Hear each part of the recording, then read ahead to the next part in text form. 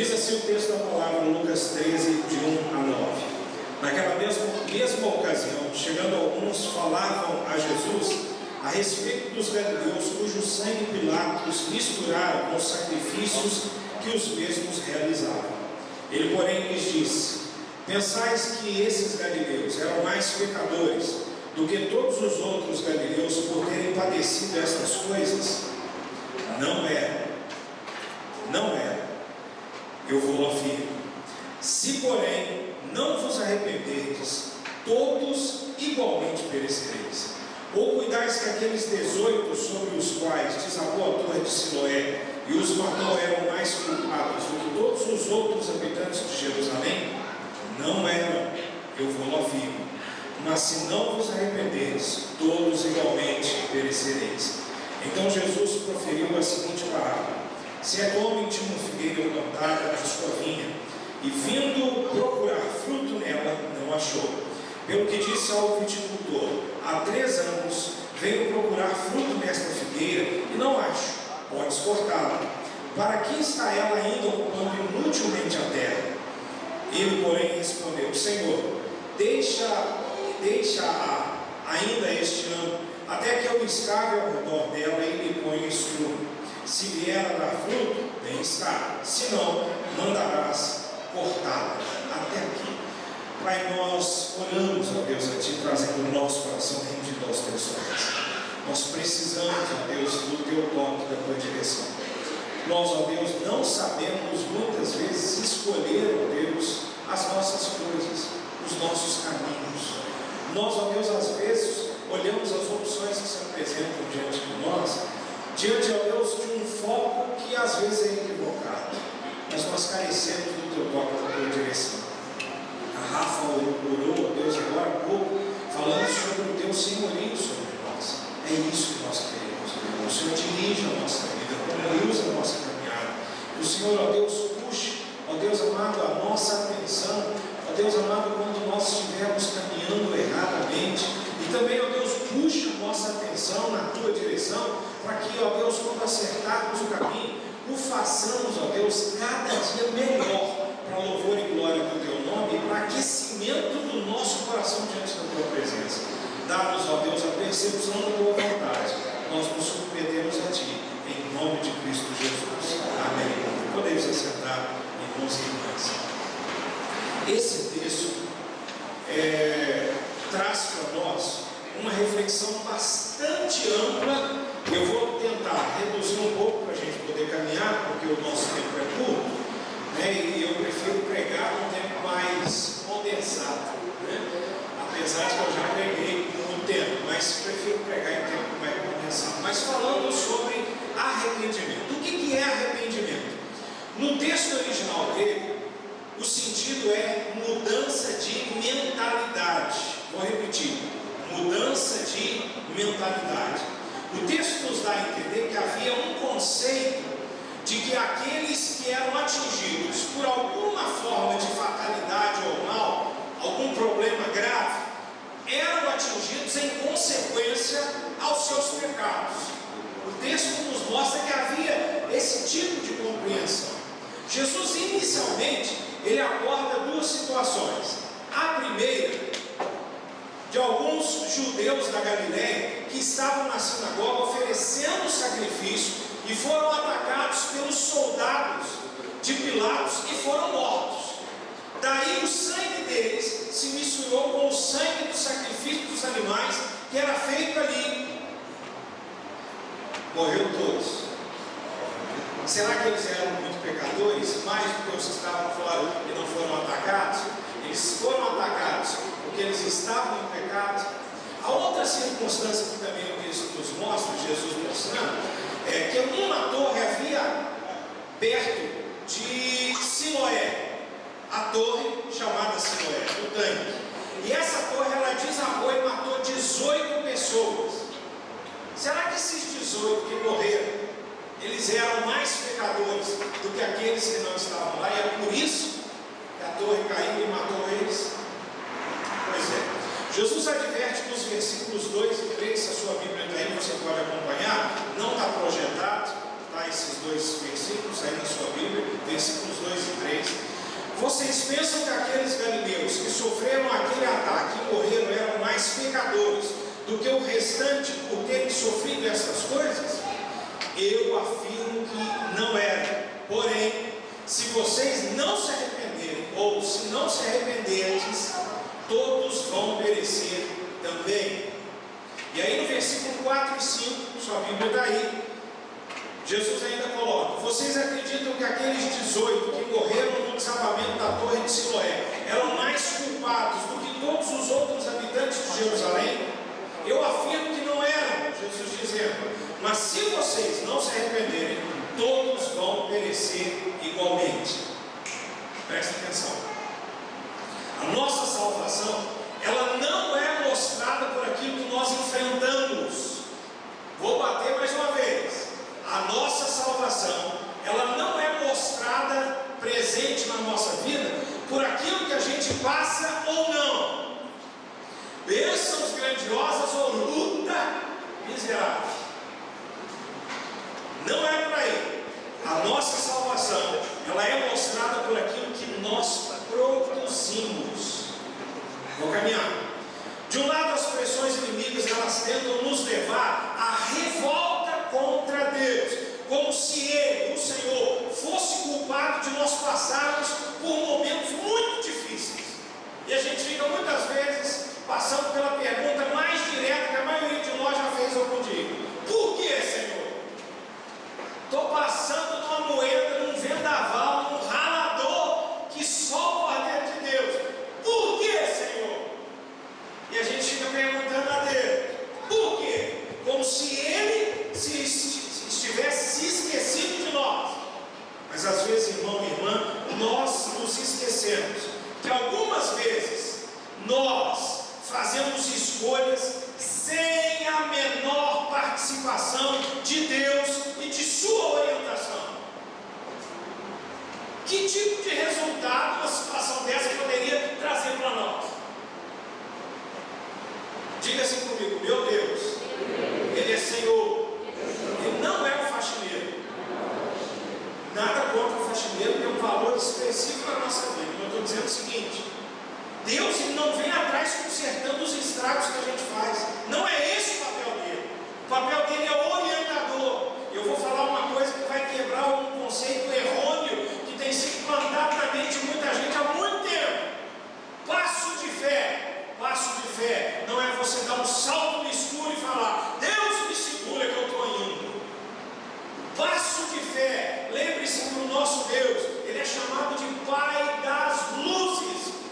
Significa isso o quê? Que o esclarecimento completo está nele. Ele é a fonte de toda a sabedoria e de todo o entendimento. Portanto, a palavra de Deus nos chama a cumprir e a seguir a vontade de Deus. Andar por fé é eu olhar e ver que Deus deixou uma pegada para mim. Ele mostrou o caminho. O próprio Jesus não é algo escuso, meio mal conhecido. Ele é nítido quando nós nos abrimos. E Ele se mostra para nós. E Ele é aquela pegada. Eu sei aonde eu vou pôr meu pé. Eu sei que o meu andar vai ser seguro, apesar das lutas. Agora eu dou um salto no escuro, sem ter condição de orientação nenhuma. Deus tem a obrigação de cumprir aquilo que Ele não disse? Vou repetir a pergunta: Deus tem a obrigação de cumprir aquilo que Ele não disse? Não. E daí entra nessa situação que a gente está trabalhando. Do outro lado, nós julgamos as pessoas pelo que elas enfrentam muitas vezes. Ou melhor, pelo sofrimento delas, ou pela bênção que elas exibem na sua caminhada. Para, na verdade, nós, quando julgamos as pessoas, nos colocarmos numa posição mais privilegiada para melhorar a nossa consciência abalada por causa da nossa real posição nada justa. Às vezes a gente faz uma transferência, tipo assim: eu estou mal, mas fulano está pior do que eu. E a gente faz uma espécie de compensação e não se conserta. Aí a gente coloca uma cordeirinha no pecadinho e carrega ele conosco como bichinho de estimação. Eu agora já não o expulso, eu agora o carrego comigo. Ele é o meu bichinho. Você já viu isso acontecer alguma vez? Fala o nome não, por favor. Caminhando. claro que o arrependimento e a vida com Deus geram frutos concretos. Ouviu isso? A obra de Deus, ela não é enganosa, ela é nítida, ela é esclarecedora, ela traz luz, ela traz discernimento. Lucas 6,44 ensina, você já conhece: porquanto cada árvore é conhecida pelo seu próprio fruto, porque não se colhem figos dos espinheiros, nem dos abrolhos se vindimam uvas. As nossas escolhas, elas mostram concretamente o que está dentro da nossa alma. Você sabe o que é alma? Sabe o que é alma? É o conjunto de sentimentos, emoções do nosso histórico de vida. Isso é alma. Isso é alma. E a gente tem que saber que as nossas escolhas, elas mostram o que está dentro da nossa alma. Presta atenção. Nos versículos 6 a 9, sua Bíblia está aí, Jesus expõe o ensinamento. Olha bem o que diz aí, de 6 a 9. Então, Jesus proferiu. Deixa eu passar aqui que você vai acompanhar. Isso, deixa eu ver como dá para ver, daqui a pouco vai aparecer ali. Mas você acompanha. Então Jesus proferiu a seguinte parábola: certo homem tinha uma figueira plantada na sua vinha e vindo procurar fruto nela, não achou. Pelo que disse ao viticultor: há 3 anos venho procurar fruto nessa figueira e não acho. Podes cortá-la. Para que está ela ainda ocupando inutilmente a terra? Ele, porém, respondeu: Senhor, deixa ainda este ano, até que eu escave ao redor dela e lhe põe estudo. Se vier a dar fruto, bem está, se não, mandarás cortar. Presta atenção. Perceba que é uma figueira plantada junto a videiras. É isso que está mostrando. Pois é. O que pode se esperar de uma árvore frutífera? Fala para mim, vamos ver. O que se espera? O quê? Fruto. Bom ou ruim? Bom. É lógico. Pois é. O dono da plantação vinha buscar figos e há 3 anos nada achava naquela figueira. Acabou o tempo de espera. Existe um tempo de espera. Você sabia que para a sua vida, para a minha vida, tem um tempo de espera? Sabia não? Quem aqui sabe que vai morrer um dia? Tem um tempo de espera. Não, pastor, Jesus vai voltar, vai mandar matar na glória. Amém, também espero isso. Contudo, eu me preparo para a morte. Porque Jesus volta para nós de 2 formas: ou nos ares, arrebatando a sua igreja, ou quando a gente fecha os olhos na morte. A gente se encontra com o Senhor. Presta atenção. Acabou o tempo da espera e a ordem foi dada. Corta. Pois é. Há quem queira receber os benefícios dos que servem a Deus sem servir a Deus. Vou repetir. Há quem queira receber os benefícios de quem serve a Deus sem servir a Deus. Há quem cobre de Deus bênçãos, exige vitórias, exige conquistas, mas não dá a contrapartida, ou seja, não se submete a Deus para servi-lo em amor e de todo o coração. Não se submete a Deus para que seja podado, para que áreas da nossa vida que não podem permanecer, que estão sugando a nossa força de espiritualidade, de comunhão com Deus, essas áreas precisam ser cortadas, mas não permitem de Deus tocar e agir. Senhor, vai até aqui, daqui para frente o Senhor vai deixar comigo. Como é que a coisa acontece na nossa vida? E a gente fica querendo vitória, vitória, vitória. Pois é. O esforço sem dependência de Deus não produz resultado proveitoso. Você vai se enfadar, você vai se exaurir, você vai se cansar. Eu preciso dizer uma coisa para você, especialmente jovem e juvenil: aproveita, que a velhice chega, ela é uma realidade. Se você, na sua fase juvenil e na sua mocidade, você não se prepara para a velhice, Você vai ser uma pessoa difícil de lidar, enjoar demais, tem uma dificuldade para as pessoas te aguentarem. Por educação vão te aguentar, mas você vai ser um entojo difícil de carregar. Então prepara na sua mocidade, na sua velhice ser brilhante, no sentido das pessoas terem vontade de estar perto de você. Eu quero dizer uma coisa, tem gente dentro dessa igreja que dá vontade de você passar vários dias ao lado. São pessoas idosas, cabeça branquinha, você fala com palavra de vida, você está perto das pessoas, você sente o mover de Deus, você sente unção destilando, e não tem palavras mirabolantes, nem ideias sofisticadas e profundas, é vida. Só que você está perto, a pessoa não precisa abrir a boca, você sente comunhão. Jovem, queiram isso para a sua vida, queiram que as pessoas sejam atraídas pela porção de Deus que está sobre você. Isso é o nosso desejo. A gente faz um monte de preparações, um monte de planejamento, mas prepare a sua caminhada espiritual, e um dia você vai partir, um dia vai chegar o momento do corte. Ou a gente é cortado para ser queimado, ou é cortado para ir para a vida eterna. Estou terminando já. Pastor, você está pegando pesado nessa manhã. Eu preciso dizer, você ainda não viu nada. Eu ainda não peguei pesado. Não é nessa manhã não, né? Ainda não peguei pesado. Não vou pegar pesado mais essa manhã não, mas presta atenção. A justiça, repita a palavra justiça. A justiça exige que eu e você sejamos cortados por não produzirmos o bem e ainda produzirmos o mal, ou seja, o pecado.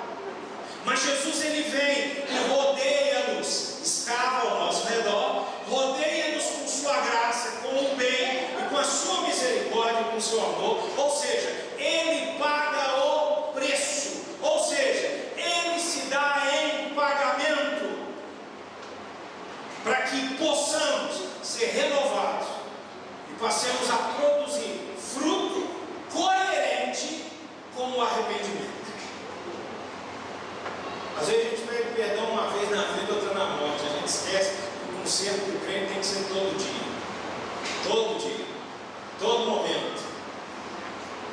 E uma coisa que eu pedi a Deus para me ajudar, e eu fiz um voto diante do Senhor, quando eu estava vindo para Belo Horizonte, foi: Senhor, o Senhor me ajuda, mas aquilo que eu não gostar, é aquilo que eu não concordar, eu vou falar na hora. Ah, pastor, mas isso é fácil. Para você talvez, para mim não é. Por causa de tipo de temperamento. Na minha cabeça é uma situação muito complicada. Eu chego perto e converso, mas eu procuro conversar com educação e com leveza, porque educação é o mínimo que se exige de uma pessoa. Mas às vezes, para a gente falar um não para alguém, você tem que tomar muito cuidado. O não às vezes é mais produtivo que o sim, mas a gente tem que tomar cuidado para falar o não e para falar o sim, porque você pode produzir vida ou pode gerar morte. Fechou parênteses, voltando para cá. Deus nos confronta com aquilo que temos vivido. Presta atenção. A amargura dentro de nós não vem sem motivo. Presta atenção.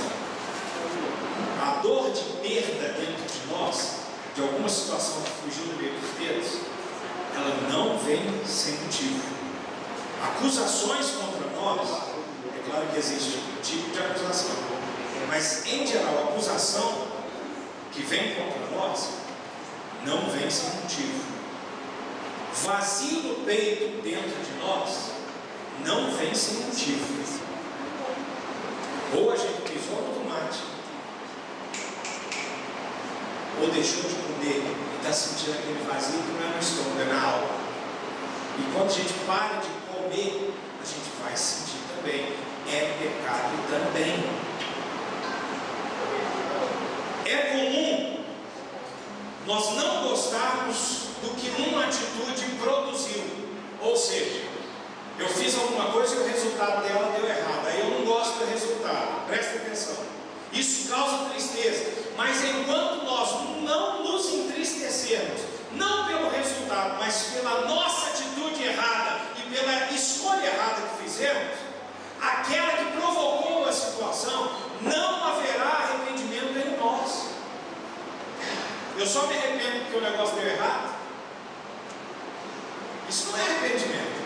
Daqui a pouco vocês vão enxergar isso de uma forma muito nítida e transparente no videozinho que eu vou exibir daqui a pouco.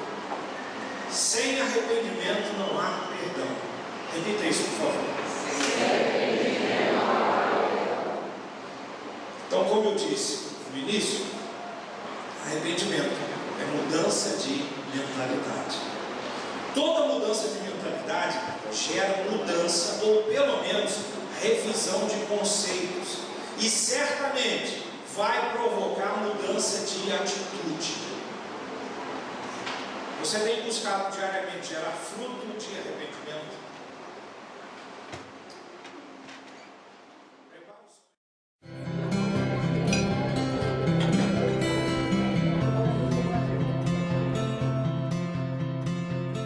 E aí, gente boa, tudo bem? Hoje nós vamos conversar sobre a diferença entre arrependimento e remorso. O arrependimento é uma tristeza e o remorso também é uma tristeza. Então, qual é a diferença? O arrependimento é uma tristeza por causa do pecado ou por causa do erro, aquilo que nós fazemos de errado, aquilo que é uma ofensa contra Deus. Já o remorso é uma tristeza pela consequência do pecado. Essa é a definição. Deixa eu dar um exemplo. Vamos supor que eu tenho um vizinho, mas eu odeio o meu vizinho. Eu não aguento o meu vizinho. Eu resolvo então ter uma ideia magnífica, matar o vizinho e fugir e morar no Paraguai. Então, eu saio e começo a fugir para o Paraguai naquela corrida toda, mas eu sou pego e eu vou para a prisão. Na prisão, você vem me visitar. E eu estou sentado numa cadeira com as duas mãos no rosto, chorando. Ai, que besteira que eu fiz, que besteira que eu fiz. Aí eu pergunto, o que eu estou sentindo? Eu estou sentindo tristeza, mas é arrependimento ou é remorso? Eu estou sentindo tristeza porque eu matei alguém ou estou sentindo tristeza porque eu fui preso? Ou seja, se eu não fosse preso, eu estaria feliz lá no Paraguai, feliz de ter me vingado do meu vizinho. Bom, esse tipo de conceito se aplica a muita coisa. O aluno, por exemplo, não estudou, mas ele só fica triste quando ele não passa no exame. Tá vendo? Não estudar é o erro, mas ele só está triste pela consequência. Ou então nós estamos dirigindo e nós passamos pelo semáforo vermelho, mas quando a gente leva a multa, aí sim nós ficamos tristes. Isso é remorso e não arrependimento. Ou, por exemplo, na vida profissional, o chefe de telefone diz, você já fez o relatório? Você fala, estou quase terminando. Como você está quase terminando, ele pega, sai da sala dele, vai lá na sua sala e fala assim, termina aí que eu preciso levar. Mas na verdade você nem começou. Então você está triste porque você foi pego, não porque você deixou de fazer ou mentiu. E na parte moral também é a mesma coisa. O cara faz sexo antes do casamento, mas aí ele só fica triste quando a menina está grávida. Se ela não ficasse grávida, ele continuaria errando do mesmo jeito e ofendendo a menina, a Deus, ao rapaz, mas como ela ficou grávida, então aí existe essa tristeza toda. Tá vendo? A nossa tendência é sempre ter o remorso pelas coisas que fazemos e não um verdadeiro arrependimento. Um caso que tem na Bíblia é de Pedro e Judas. Pedro diz lá em Mateus 26, 75, quando o galo cantou, ele chorou amargamente, chorou amargamente. Ele sentiu tristeza. Como é que nós sabemos que foi a tristeza verdadeira, que é o arrependimento? Porque depois ele mudou. E Judas? Judas, alguns versículos para baixo, em Mateus 27, versículo 3, diz que ele, tocado de remorso, ele procurou os sacerdotes. Agora, o sacerdote poderia ter usado aquela tristeza inicial dele para levá-lo ao arrependimento, mas os sacerdotes não estavam nem aí. E o que aconteceu? Ele se matou. Então, o remorso sempre conduz a um erro maior. Ele conduz a gente à morte e, em termos espirituais, à morte eterna.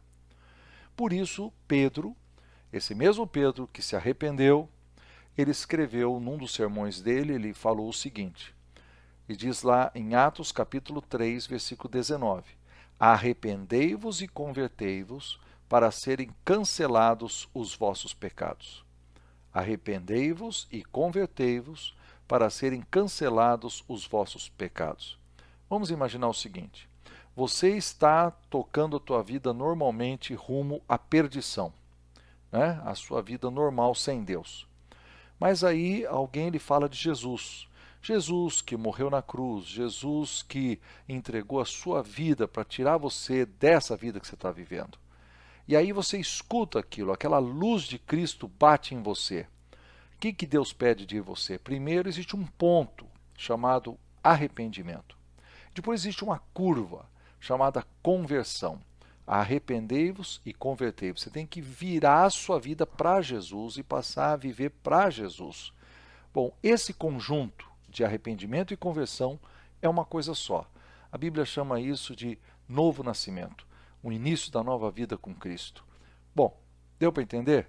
A gente se vê de novo por aí, numa outra lição de guardanapo. Quando acontece um problema, alguma coisa assim na igreja, eu vou te dizer que não aconteceu nada. Na verdade, o problema é que acontece todo dia.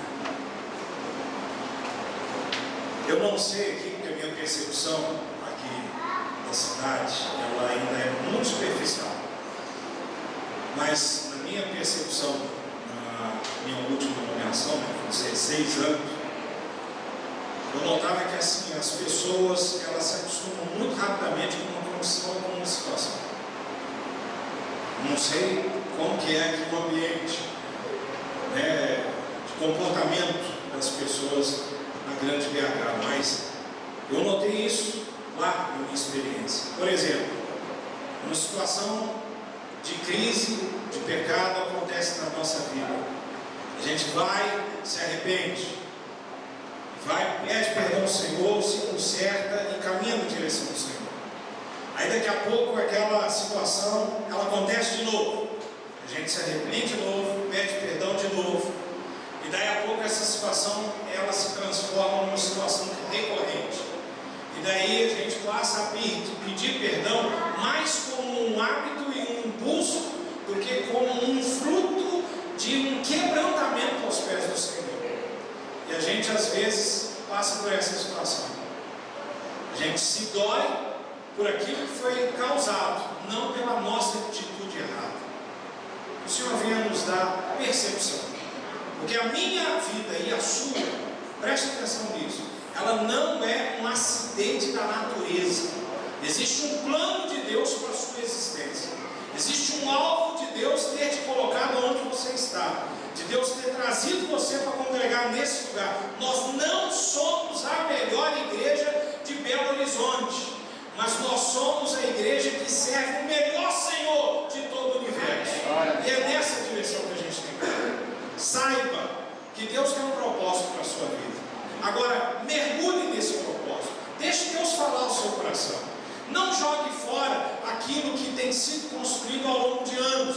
Quando eu digo jogar fora, não estou falando que alguém vai se desviar no mundo das drogas. Eu estou falando o seguinte: não deixe que o pecado cauterize um pedacinho do seu coração, porque isso vai começar a gerar morte, vai irradiar para a sua vida toda. Enquanto é tempo, produzamos frutos de arrependimento. Amém? Oremos. Pai, eu deixo o teu povo alguns instantes contigo, falando, ó Deus, em secreto contigo. Cada um de nós, ó Deus, tem as suas coisas que precisam ser, ó Deus, expostas a ti.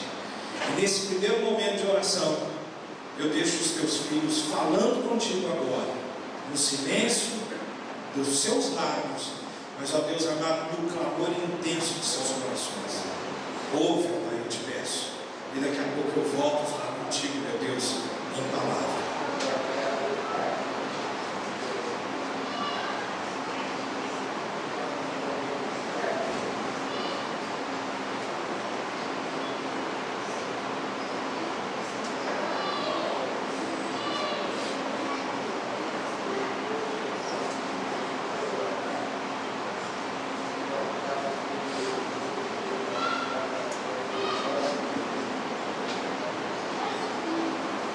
Deus, nós buscamos, ó Deus, a tua face e queremos clamar, ó Deus, o teu socorro. Às vezes a gente se preocupa com coisas grandes, ó Deus, que nos matam a porta, que nos tiram a paz. Mas, ó Deus amado, nós queremos nos preocupar também com as pequenas coisas, que às vezes a gente vai relevando. Ó Deus amado, não considera a importância delas, a importância desastrosa delas. E às vezes a gente vai deixando que algumas áreas da nossa vida comecem a ser comprometidas por causa, ó Deus, da falta de arrependimento. Pai amado, produz em nós, pela ação do teu Espírito, ó Deus, o arrependimento. Nós somos, ó Deus, um povo que, ó Deus, tem uma doutrina chamada graça preveniente.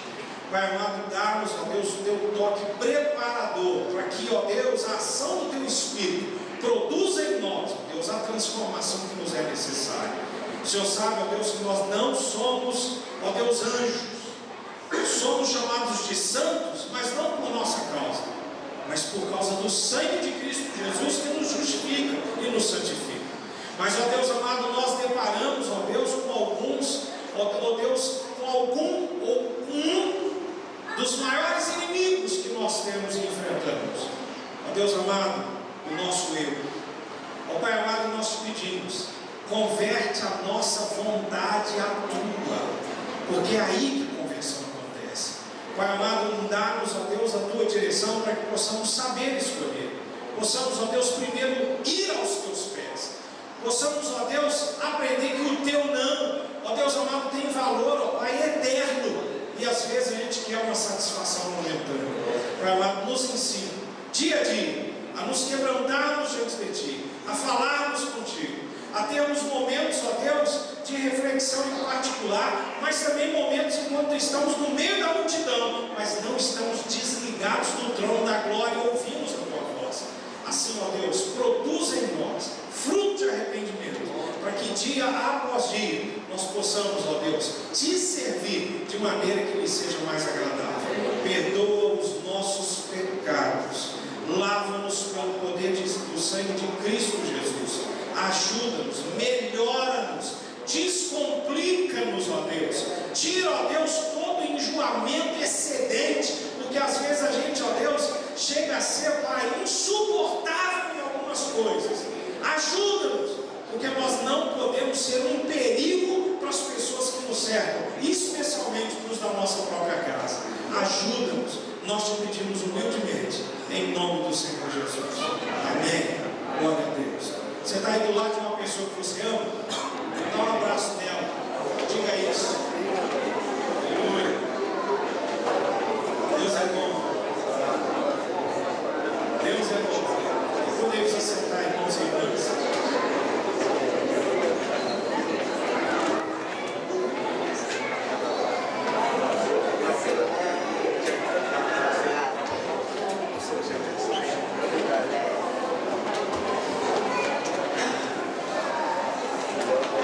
Vocês têm uma culpa muito grande que eu estou vendo que vocês vão carregar. Presta atenção. Vocês têm uma culpa muito grande que eu tenho visto que vocês vão carregar. A culpa é que vocês estão me fazendo ficar apaixonado por vocês. E às vezes só de pensar que um dia eu boto meu coração para doente. Tem nem 3 vezes que nós chegamos. Eu tenho falado isso com vocês aqui. Mas não quero pensar igual, não. Quero pensar a gente caminhar junto em nome de Jesus e poder. Glória ao nome do Senhor. Eu preciso dizer isso. Vocês fazem bem para o nosso coração. Estar com vocês faz bem. Por isso é que a turma, depois que acabar a programação, ninguém tem que ir embora. Tem que sair tocando